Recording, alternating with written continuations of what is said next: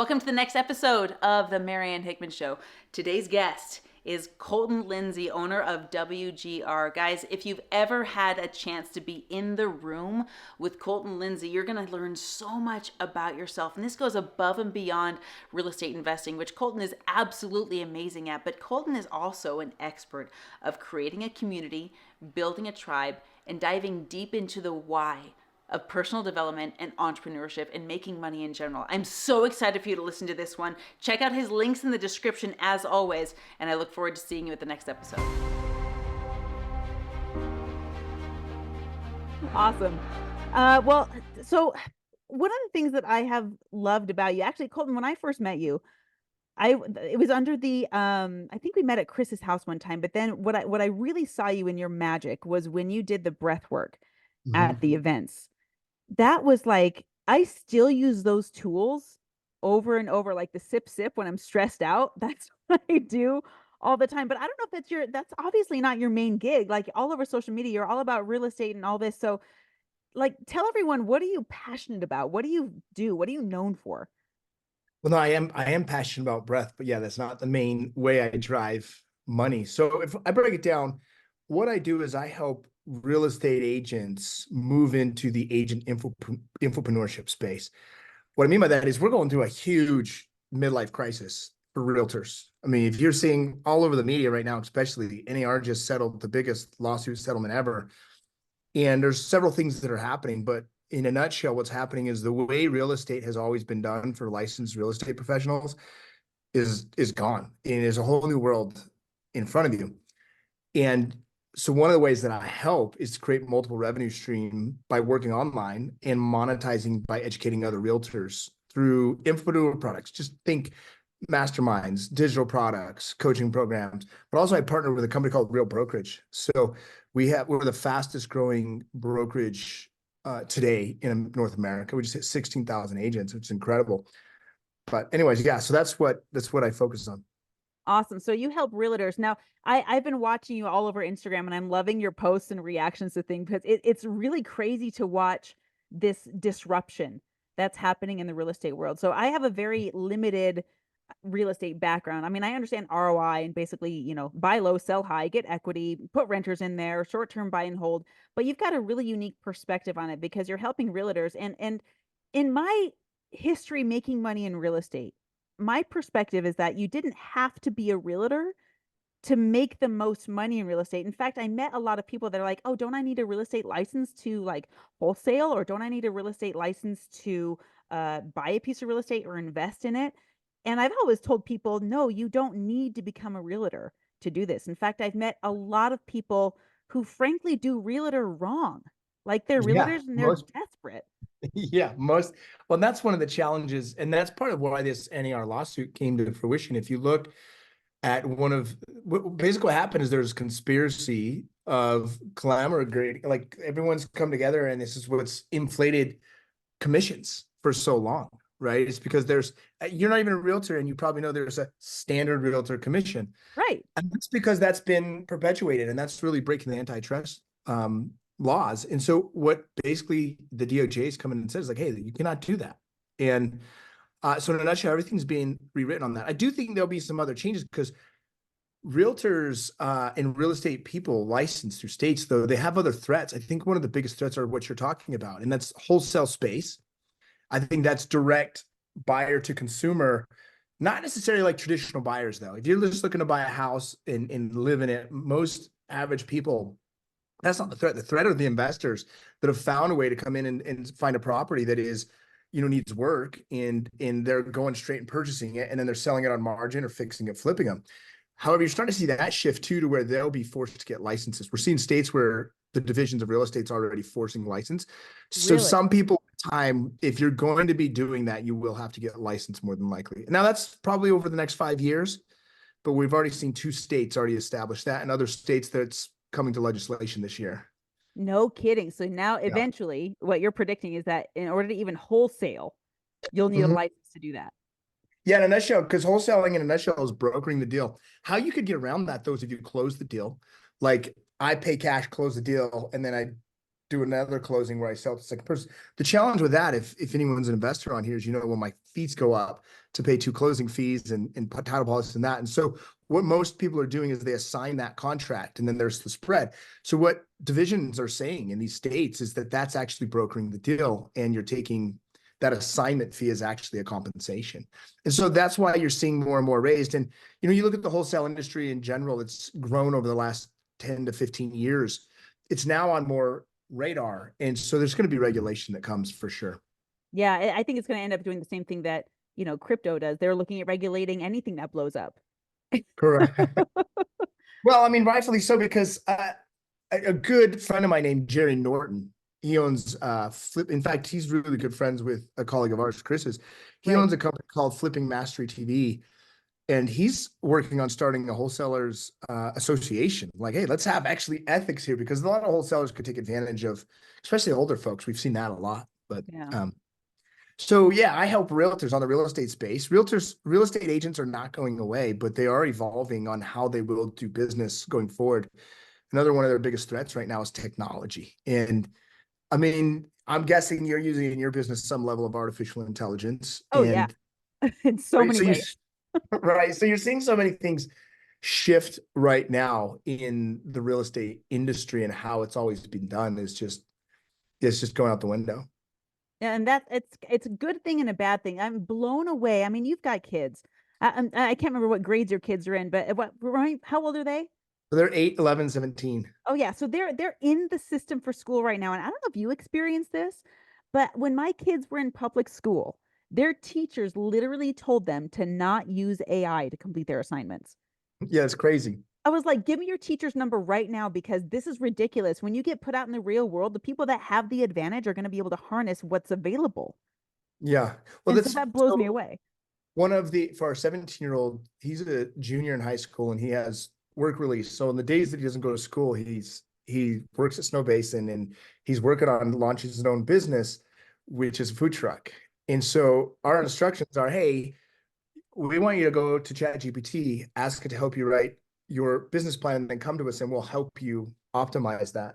Right. And so it's interesting in our majority of students are going to get left behind with the way technology is shifting, and how the agenda is taught in the public system, unfortunately. No, I totally agree. And I've heard of gosh, Richard's all in the AI space, the chat GPT and all of the tech space. So we were looking up an article the other day that literally said there was a command prompt given to an AI to generate $1 million, right? So the AI actually went to Fiverr, hired a human to do graphic design or make an ad or whatever it was. It's because the AI needed money to do that. It went and did a side hustle, then hired a human, then put ads out, and then started generating revenue. It was crazy. It was almost insulting Yeah. in a way. Like so many people can't figure this out, and yet you command a machine to do it, and it's got it. It blows my mind. So I have one question, then I want to do a follow up and a backtrack and hear just a little bit more of your story. But as far as helping realtors, what is your favorite way to help realtors?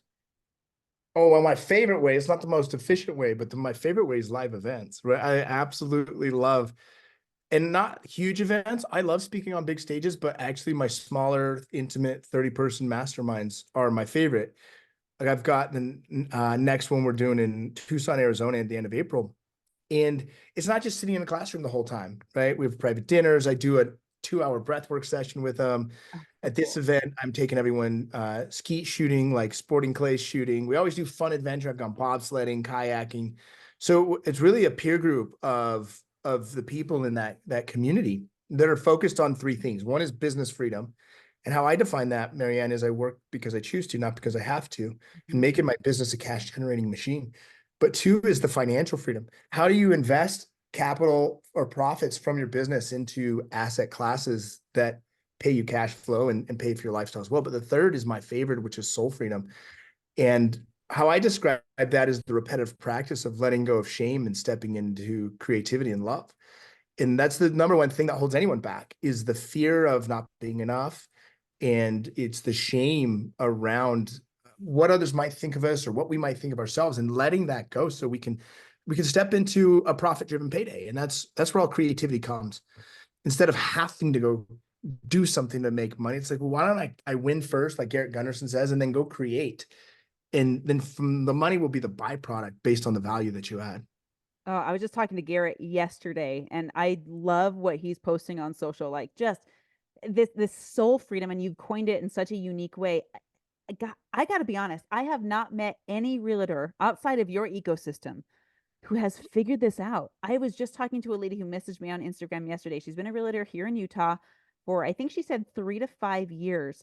And she's struggling so hard because as a realtor, if you're not out there doing your stuff, if you're not working in your business, you're not making money. You're not making money when you sleep as a realtor.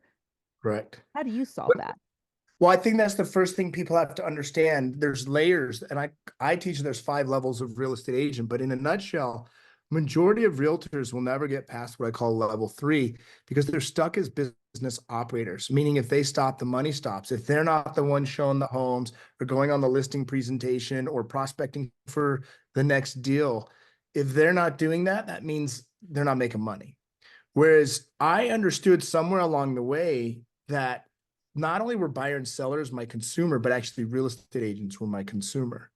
So I started building a whole book of business off of real estate agents, inviting them to my client events, all of that. And then next thing I know, I started monetizing the agents as well. And as technology shifted, as the world shifted, I could create products that I could educate real estate agents on how to advance up these levels, and I'd get paid for it. They'd pay me either huge margins up front, or I have a lot of reoccurring fees. And then the other thing is though, is what we're seeing is in the midlife crisis, there's always an innovation. So we're seeing firms, companies innovate right now. One of which is that I'm with is called Real Brokerage, where we're a real estate tech firm as well. I get 8 different ways to make money with that company. One of my favorites is revenue share. I mean, I now have $1.3 million a year in reoccurring revenue just from that stream alone. Also, that gets paid onto my estate if I pass away, right? So that's like huge freedom. We're publicly traded on the NASDAQ, so I get an equity stake in the companies. I'm actively growing the company. It's not just the broker that's winning anymore. And no one wants to buy a traditional real estate team. I have an equity stake in this firm. The other thing, though, I think is really cool is as we're working on this project, we're becoming a bank. And so if you look at how traditional real estate has always happened, the real estate agent does the deal. 90% of that is then paid out to real estate agents in commission, and roughly 10% the brokerage firm actually keeps. And that's not very great margins. So what we looked at and this executive team at Real looked at is like, well, what if we could take that 90% and we could launch the One Real Bank? So agents got their One Real credit card, One Real debit card, and we have all the data on them because of the technology. We're using all the technology in our proprietary stuff, that now it's like, okay, this person, they average this amount of commissions every year, this amount of rev share, we can lend them up to this amount.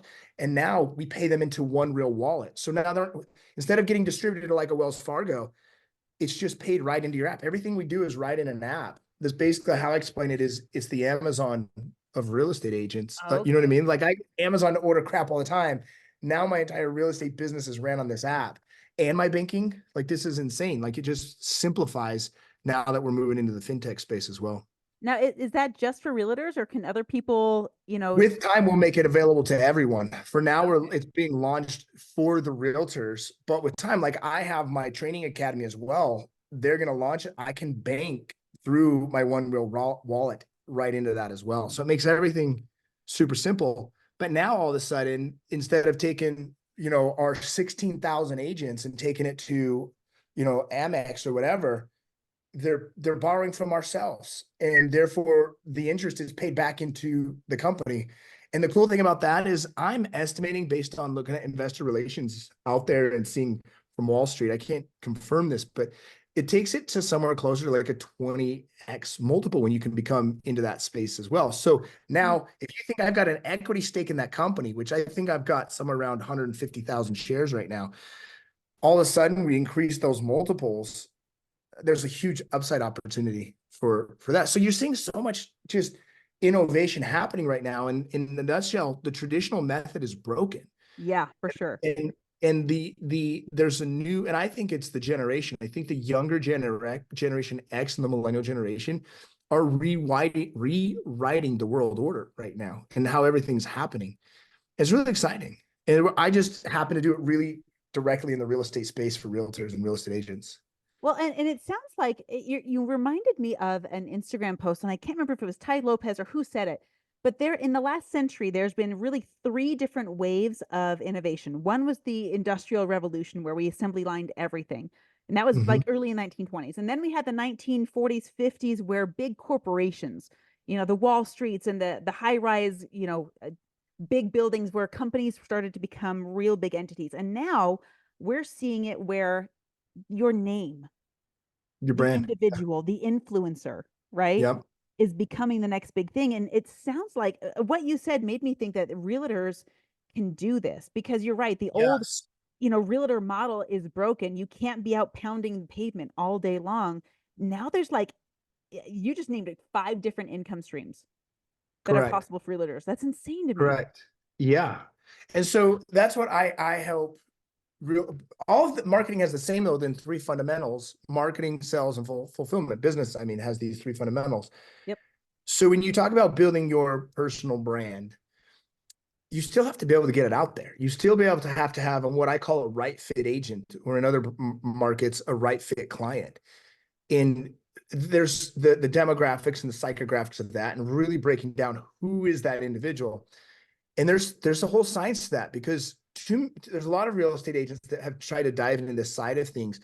But the philosophy is, I want to help a new agent or an agent not doing really well, maybe 5 deals a year, help them go to 20 deals a year. The challenge is you're working, I don't mean this rude, but you're working with the bottom feeders, meaning whereas like a lot of my clients are already at a level of success. And the reason why this is important is, one is they have the money to pay me. Like, that is so important. I need to make sure I can make money. But number two is, they've already have a level of success. I call this the Kobe syndrome. Kobe Bryant never needed someone to call him to get him out of bed and go get what was his. People that already have some level of success, they don't need handholding. They don't need a reminder that their dreams are important. They're going to win with or without me. I just help them compress time in creating freedom. And there's no way, and this is in any industry, not just being a realtor, you're never going to create freedom without residual revenue. It is impossible unless you can have a recurring cash flow that makes you money while you're sleeping. Or in my case, I love when I go skiing, I'm still making money, right? I know, right? And so you have to be able to create that reoccurring revenue. And when you're talking about Garrett Gunderson, he's really changed my brain a lot in some thinking. I used to only measure return on investment. And although that is important, interest return on investment, more important than that is return on cash flow. Because I might have a lower return on investment, but my cash flow is higher, and I can I can create freedom off of cash flow. I Hmm. can't always create freedom off of return on interest. Oh, that's so true. Because your cash flow, and people, it blows me away how people don't think of this. We have monthly expenses. We Mm-hmm. have a house that we pay for monthly. We have groceries that we pay for weekly. We even have daily expenses, depending on how much you go to Starbucks, right? Like, why shouldn't we have daily cash flow, weekly cash flow, monthly cash flow that we can live off of, squirrel away? Obviously, we need to have long-term things for us as well, something to leave behind if that's important to you. But cash flow is king. Correct. 100% hands down in my book. Right. And if you could create reoccurring cash flow that even comes in after you pass away, that's where you really win. Like, I built my brand to pay my bills in life. I'm scaling my brand to pay my grandkids' bills. And Sick. when you're able to teach your children and grandchildren the way the behaviors work around your relationship to money and business, and the way the new world order is going to be written, it's going to create a sense of freedom for your posterity for many. And that's real generational wealth. Yeah. Garrett wrote a lot about the Rockefellers and how you can, and there's obviously the structure of whole life policies and things like that, but none of that matters if you can't teach your children the behaviors in the blueprint for them to be able to operate that idea even when you're not here. A great example is, if you look at Chick-fil-A. If you look at, and I can't remember his name now off the top of my head. I was in a meeting that one of Tony Robbins' meetings for Business Freedom or Business Mastery that he did for us. He brought in, who used to be the CEO, and now his son runs it. But Tony asked him, well, what do you do now? And his response is, well, I work with my grandchildren and great grandchildren on teaching them the family business. And what he meant by that wasn't necessarily teaching them about chicken nuggets. Sure. He was teaching them He was teaching them how the family's wealth moves and how families' psychology works and how the family's faith in Christianity functions so that they can learn those behaviors. And as they mature, they can apply them, because the 0 to 20 years, 22 years of age, that's a kid's spring season where we're just planting seeds in them. They become early 20s, and then that's their summer season where they go out to the world and start to test their beliefs. Some of those beliefs work and they sprout up. Some of them, they get kicked in the teeth and realize they were deceived. And, you and I are getting to that stage now into the fall season, into the between 40 and 60, where it's like, okay, that's a harvest time. And we're going to know how we did during our summer season. And that doesn't mean if you haven't done well during your summer season, you're going to have a horrible harvest. There's still time to readjust this. But if you want your family lineage to scale, you have to be teaching it in the early stages to your children. And they don't do that in public schools. No, no way. That's the system. The system is built in public schools, and I could go on a huge tangent about that. But I've recently been diving into. I took my kids out of public school just recently, and because this level of entrepreneurship, including, not just making money, but also being healthy and getting them away from the government processed food and making sure they have, this is really important to me. So last summer, I sat my kids down. I've got 5, and then I've got the baby who can't go get a job on his own. But the older 5, 8 to 17, I was like, you got to this summer either get a job or start a business. Mm-hmm. And forcing them to do that has changed everything. I was talking to Scott Donnell, and one of my fall on my face, kick in my teeth moments was realizing I was enabling my children. Mm-hmm. I bought them the iPad. I over delivered stuff, and last summer I was like, this stops right now. I'm not paying for your stuff. You're going to be responsible for buying your own clothes. You're going to be responsible for buying whatever you want outside of food and shelter. And even if you want Yeah. a pizza, that's on your tab. Yeah. One of the things that I learned, I don't remember who taught me this, but is if you want to reward your children, reward their behavior, not necessarily for like, oh, because you want to vacuum the downstairs, I'm going to pay you, but like, oh, you're doing breath work, you're doing meditation, you're reading a personal development book, you're doing behaviors that long-term pay you interest. And so I've looked to always, I'm not, and I look to be a better parent all the time. And I think there's my own stuff from growing up on where I fall short as a parent today, right? So I don't know how you grew up, but I grew up in a way that my parents were very authoritarian. If you don't fall in line, you get your ass whooped. And so that's made me not want to be as sharp to my children, sort of speak. And so I've become more permissive over the years. But there's got to be a balance in between that I've learned. And can you punish without shaming them, but yet gives them the incentive to grow? Like that's one of I'm a raving fan of kids in sports. Like I think a great example today is Riley Gaines. If you've followed her at all, I think she's so young, but yet she speaks so powerfully. She has the fastest record with the 200-meter breaststroke, and she's only 23 years old. No, I just get But chills. I just listened to her on Joe Rogan. Oh my gosh. right, so that interview is a great interview, and one of the things I took away from that she really voiced was that she thinks she is where she is. She believes it's because being involved with team sports and having that team. And I think that's but even team sports, you got to make sure you're picking the right team these days, because even that's becoming interesting. Oh, the right team, the right coach. We put our son in so many different team sports, and we actually never found a coach that would help raise him the way we wanted. We're still working on this. I'm an unending learner in terms of parenting and how not to mess them up as much as possible, even though Yeah. I know that I will. I just While trying to accepting minimize the that you damage are. at this point.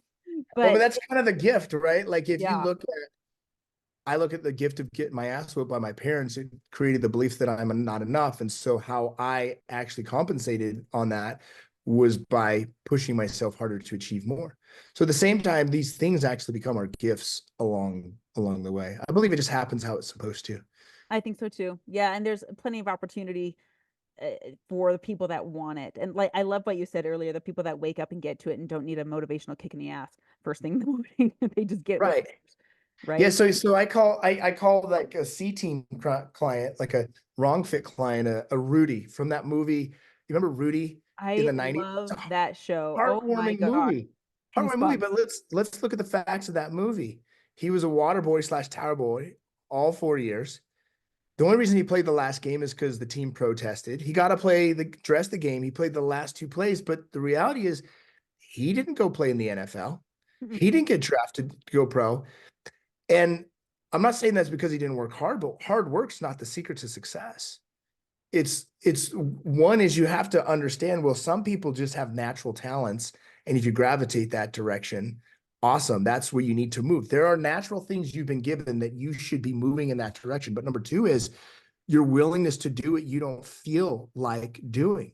Like I remember I used to not feel like getting up at 5 o'clock, but I did it anyways. I didn't feel like working out, but I did it anyways. I didn't feel like getting on the phone and prospecting. I did it anyways. I didn't feel like practicing my scripts and getting better at sales and communication. Did it anyways. I used to not feel like reading books, but I would do it anyways. And so that creates this new behavior. And I find it's like this never ending. If I can find the thing that I'm resisting and instead of oppose it, I can compose myself and then I can compose the new vision, then I start to allow for new opportunity. I love the way that you put that. And I've had that. I mean, everywhere on social media nowadays, ice baths became a really big thing. And now they're like, oh, ice baths are poo poo. They're not what's going to make you $1 million. And there's this like tug of war over this Oh, ice trendy baths? thing, Is that right? what you're saying? Yeah. Yeah. Yeah. It's wild to watch. Like Alex Mosey's like, screw your ice bath, go make $1 million. And then everyone else like ice baths are the most zen thing in the world. And I'm just watching this great debate happen over ice Yeah. baths. And I'm like, you guys are missing the point. Yes. It's, are you willing to do what sucks? Yeah. Well, and you look at ice baths in general, the science is very clear on what it is for the health of the body. So we don't need to go into that. But Right. the question is, are you willing to do the thing that doesn't feel great? You know what? I actually really love eating cheese fries, but am I willing to not eat them? You know what I'm saying? Or am I don't love this green smoothie. I'm drinking this green. I don't love it, but I'm willing to do it anyways. Because I think there's three things that unleash soul power. And I get Hit what me. Hermosa I'm is like on doing. the edge of my seat here. Yeah, so everyone, I get why everyone's doing this. It's because there's a fight for attention online, and that's all that's going on. But I believe there's three things. I think the number one lever in soul power is actually your willpower. And a lot of people they just don't have willpower. But if you're an infopreneur, if you're an entrepreneur, you probably got a lot of willpower. In fact, it's probably your weakness. You have so much willpower. It's because you're just willing. You want to just blow through everything and just hustle and grind, which will become exhausting. You'll get burned out. Yeah, people get burned out. The second, I think, is more commonly accepted, which is God power, but still not everyone accepts that, right? And God isn't, in my opinion, just this creature we look to. It's a force, it's an energy, it's a creation, it's a flow.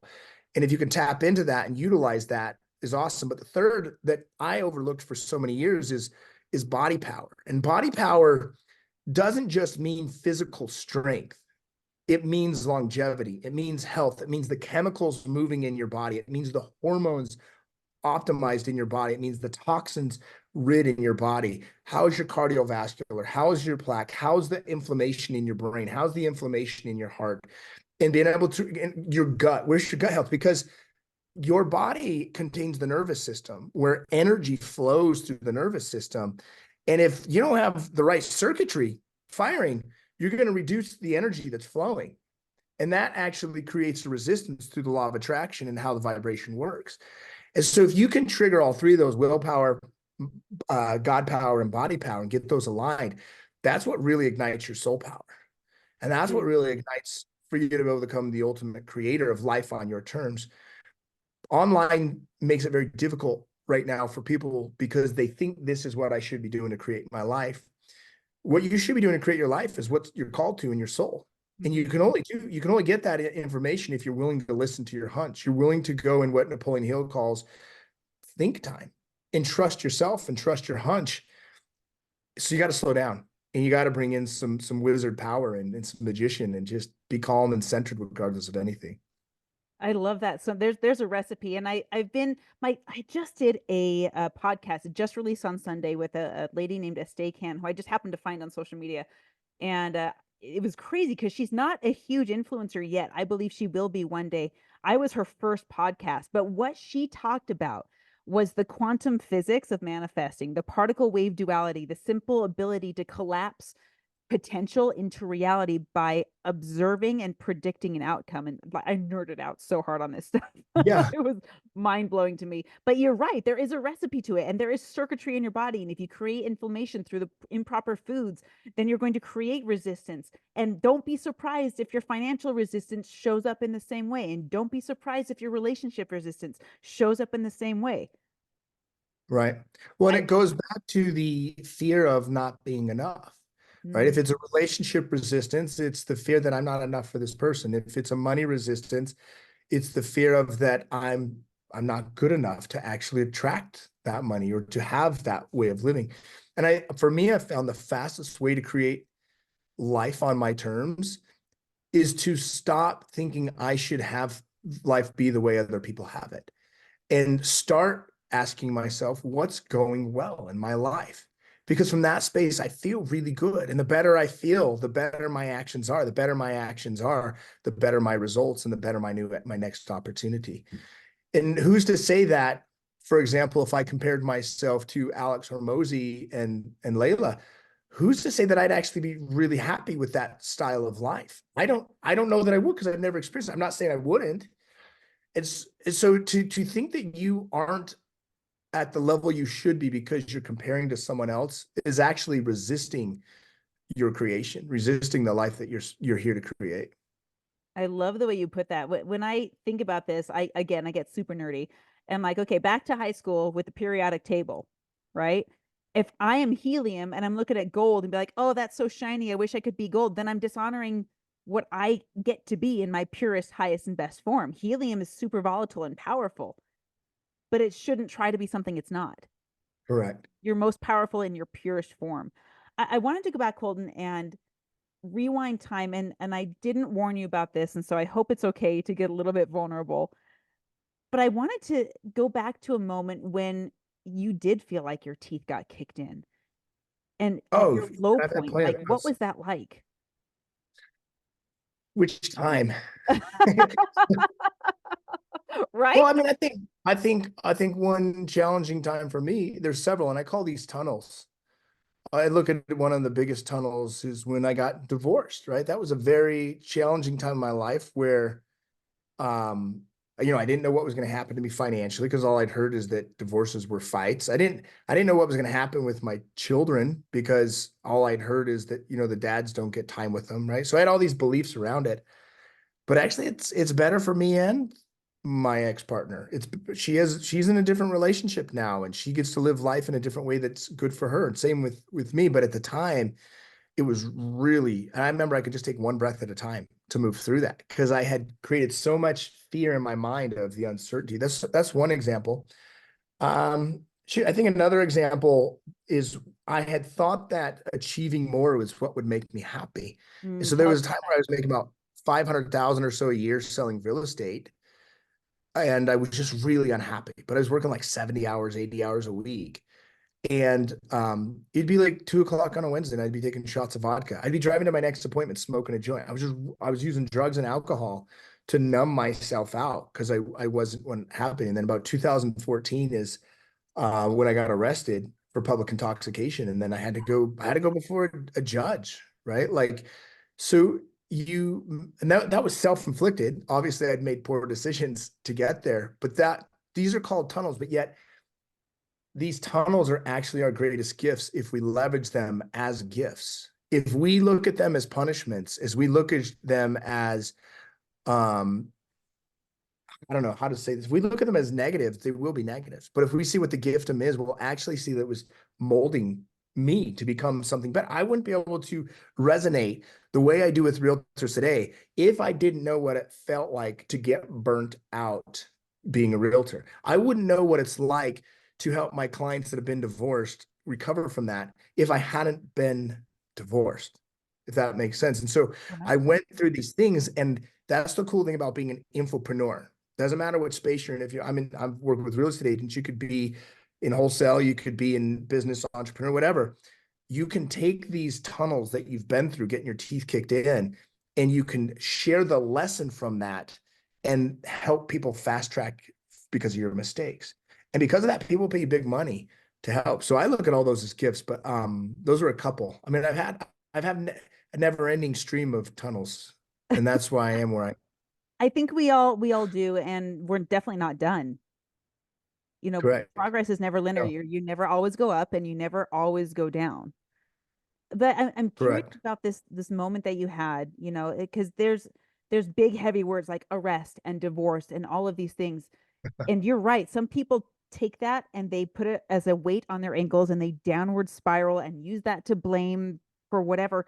Why did you not do that? Like, what was the moment that you said, I could either make this a strength or I can make this an excuse?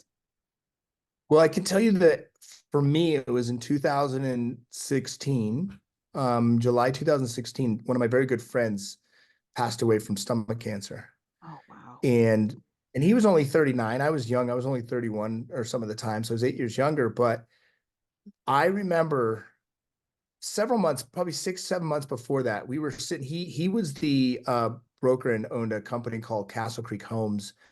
So they're a big new construction company, but he owned all the sales division of that. And we were sitting in one of his model homes, and I said, "Dude, I think there's more to me than just selling houses. Like, I Mm. want to go launch a coaching program and this and that." And they're like, "Dude, good for you." And Mike said, "I'm just going to spend all my money and party till I die." 7 months later, he was dead. And I remember when he died, I asked myself this question. He's such a gift to me. His death was one of the greatest gifts to me. And it's weird to say that, but I asked myself, what do I want to do before I die?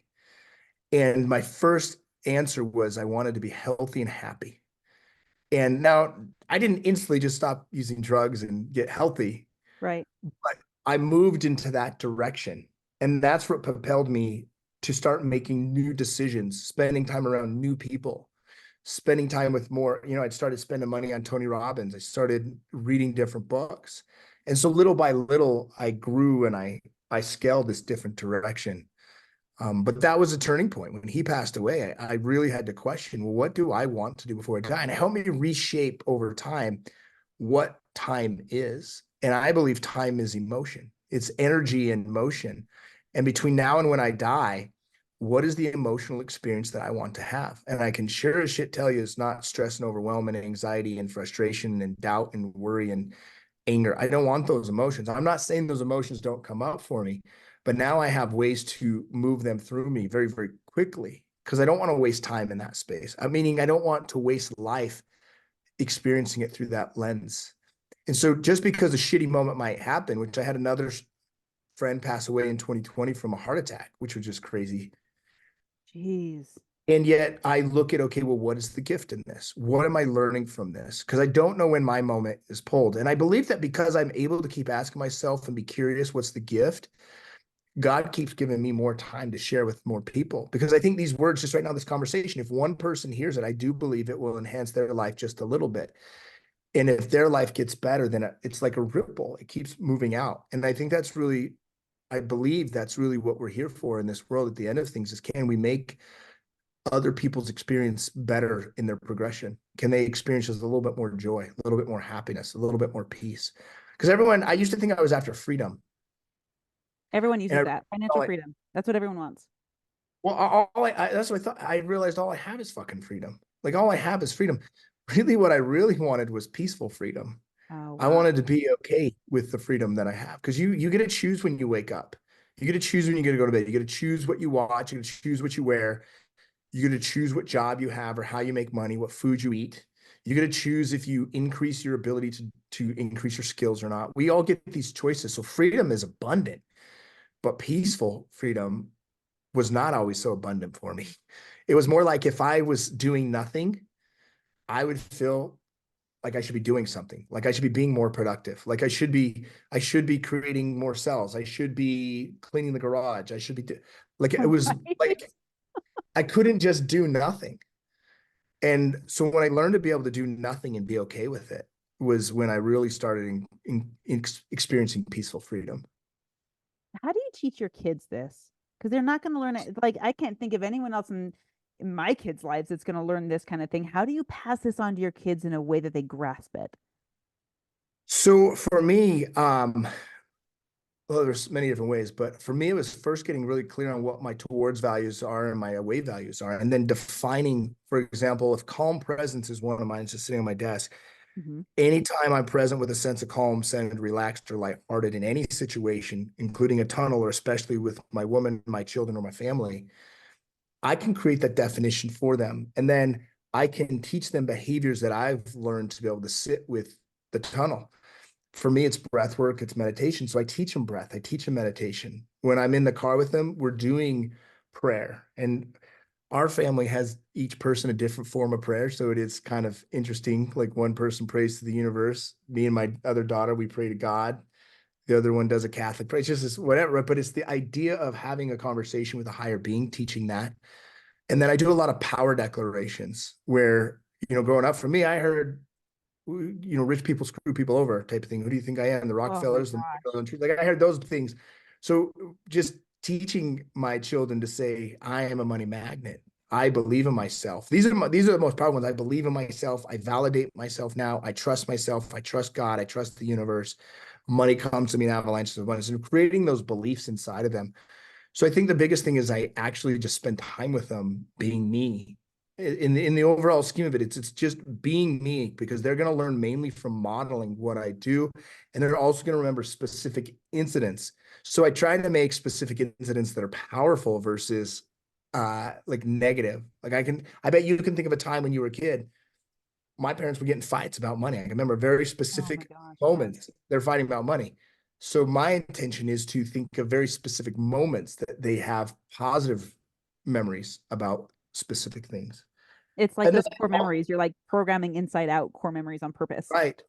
But I think there becomes this element of remembering they're on their own great journey and trusting that whatever happens is actually the best gift for them. Even if they heard that fight with mom and dad, even if they heard, you know, get upset over something, right? Like one day I remember something happened where my assistant didn't do something and I was pissed, and I didn't, my assistant wasn't on the phone, was like, are you fucking kidding me? Like I just lost my shit in the house, right? And so they're gonna experience those moments sometimes. And I think it's, you get on a podcast and you hear this awesome conversation, but I don't know about you, but gang, don't believe out there that I don't fucking lose my shit sometimes, because Oh it's just God. not, it's not true. Yeah. I My think we need to stop pretending that we don't. right. My objective is okay, can I pull my shit back together within 90 seconds? Yes. I, dude, it's the same thing. I don't fight in front of my kids on purpose, right? Like, but I allow it to happen if my husband and I ever have a disagreement, because I want them to see what happens, especially after, because they're going to have mistakes that they make, and the most important teaching lesson is, how do you fix it? Yeah. How do you recover from that? When I was a kid, I listened to my mom and dad fight a lot, more than I Yeah. would have liked. But I wish that they had had a sit down with us and be like, okay, what did you hear? What did you understand? What does that mean about you? And let's redirect any downward spiral energy into, how was this a learning experience? And what did we all learn Yeah. from this? When I That's think Dr. Jordan Peterson says one of the most important things you can do is, when there is a fight, to share your children the reconciliation, the coming back together, because the idea that they are prepared to go into life and get into a relationship and that they shouldn't fight. So then when they get into a fight, their shame buttons pushed as if they're doing it the wrong way. No, conflict is normal. There must be conflict resolution in any relationship, but specifically a romantic one, for sure. No, I believe that. I push my kids, and some people will throw me under the bus for this. I want, but my kids were fighting last week, and I said, okay, next time you argue, we're doing 10 laps around the block. 10 minutes later, I'm like, all right, let's go. The arguing's happening again. Let's go outside. So I put both kids outside running around the block. I didn't know this, Colton, but it ended up being over 3 miles, 10 laps. And I was like, oh, okay, that was significant. But there was this moment when they were all done where, and this was the moment. I believe in this scripture that says, reprove with sharpness, but show love after. Mhm. Right. So we're sitting there on the front porch, and I showed them that clip from Facing the Giants. Have you seen that movie? I have not, no. It's the sports analogy again, right? Like, he's making him do a death crawl across the Oh entire yeah, I've seen ball that field. clip. Have you Yeah. seen that? Yeah. So I turn to my kids and I'm like, it's my job as your mom to make sure you're fed, make sure you have a house, and make sure I raise good humans. And sometimes that means I'm the coach that or you're pissed off at, but I'm making you do what's right. Yeah. And man, that is not popular today. Yeah. That Well, the I think gentle it's parenting is taken over. I don't think it's I don't think it's because of a capability issue. I think there's two things. One is I think people are afraid of like what others are going to judge them. You know what I mean? Especially if you live in Canada, because now all of Oh a my sudden, gosh. right? But I Oh, think the other thing is even more than that is capacity issue. People are so maxed out psychologically and emotionally today because there's such a transfer of reality happening. They're not regulating their emotional state. They're not regulating their nervous system.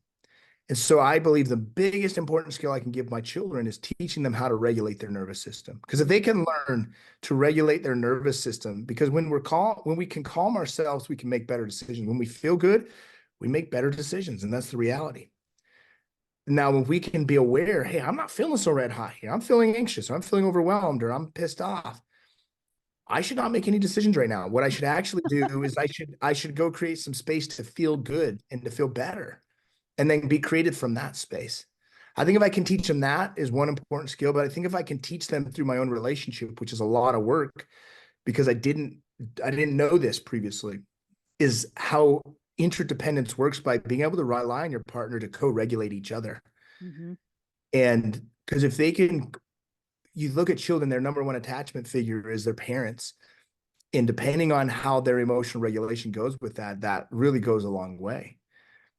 So I don't know, that's how I look at it. That's such, oh man. I don't know if you do breath work for kids. I just use YouTube for that. Is your breath work on YouTube? Have you posted that? No, I've never posted anything online. I know we talked about, in fact, I should have a meeting with no, long story short is I still haven't done anything like that. Dude. So Yeah, people can only experience it when you come to an event. pretty much. Yeah. Yeah. Oh man. I want the world to experience your breath work because it is so Really, we haven't so recorded. I empowering. just need to go back and have my team segment it out and put it on the YouTube channel. In Yeah, fact, yeah. we're going to be shoot content tomorrow. I'm going to tell my guy, hey, rip that portion out of last year's event. Let's put it online. Do it. When you get it, let me know because I want that to be blasted out. I'll share the crap out of that because Yeah. it is so, so powerful. I do a different power hour exercise and like I like to alternate the high and the low.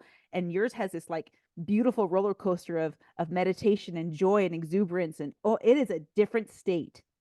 Yeah. It blows me away.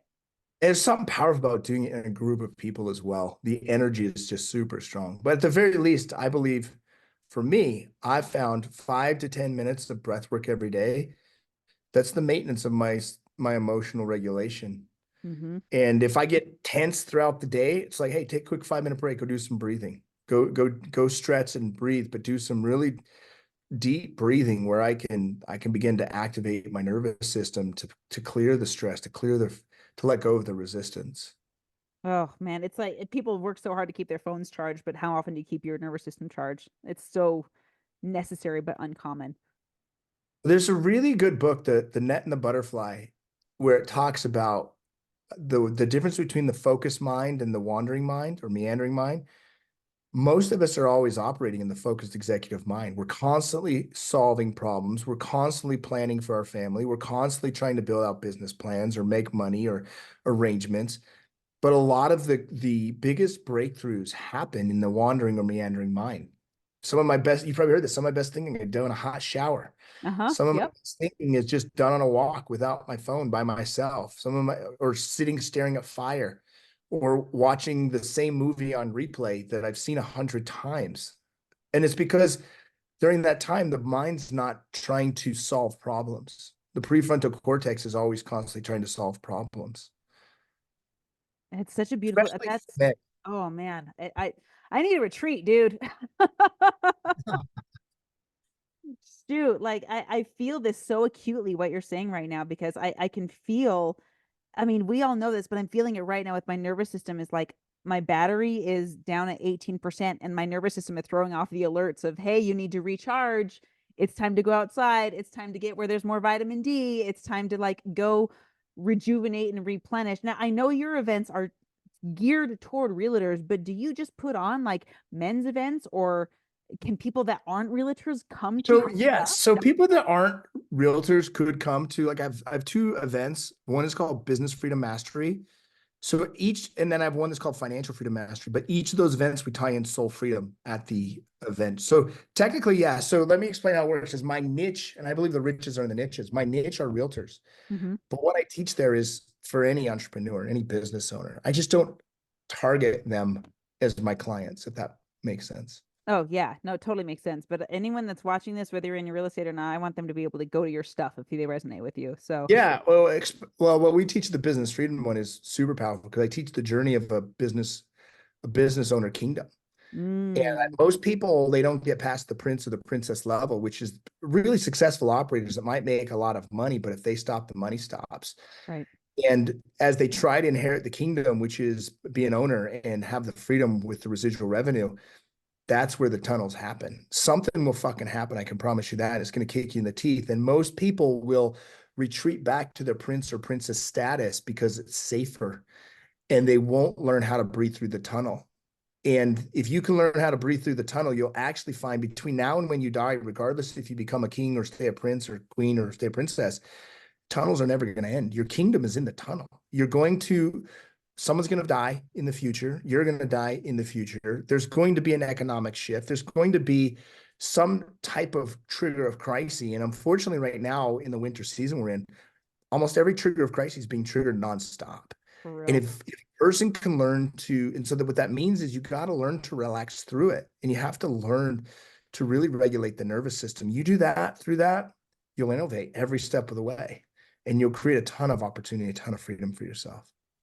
Oh, I love that. And I think, gosh, if I could bookmark a part two for this, I would love to just talk about the tunnel in a whole different episode. Why did you call it the tunnel? How is it created? How has it passed through? How has it gone through? Because I think a lot of people mistake the tunnel for a campsite. Yeah. No, sometimes the tunnel's long and dark and crappy. Yeah. And cold and it But sucks. that's actually so the event that I do in April, the 26th to the 28th, that's 3 days on that. It's what I literally teach over a 3-day period. Okay, well, can anyone go to that one? Yeah, they just have to reach out to us and we can apply and look at a ticket to that. Yeah. Oh, sweet. Okay, maybe I'll grab the link for you and put it in the description of this podcast so that people can come out and find you. So now, as we wrap up, Colton, I just want to say thank you for jumping on. Like, I've been in awe of what you've been producing, not just financially, although that is deserving of its own huge accolades, but also what you do for people when you meet them one on one, and when you do it for whole groups of people. It's something that I would recommend to any person I was ever be introduced to. So thank you for producing what you're producing and putting it out there. And Awesome. thank you for going through the tunnels that sucked to get there. Yeah. No, thank you. And we all have our own tunnels and we can use them to serve others. Yeah, that's the whole point, I believe. Well, we're gonna go ahead and say goodbye for this episode, friends. Guys, the link is in the comments, so make sure you go to the comment section.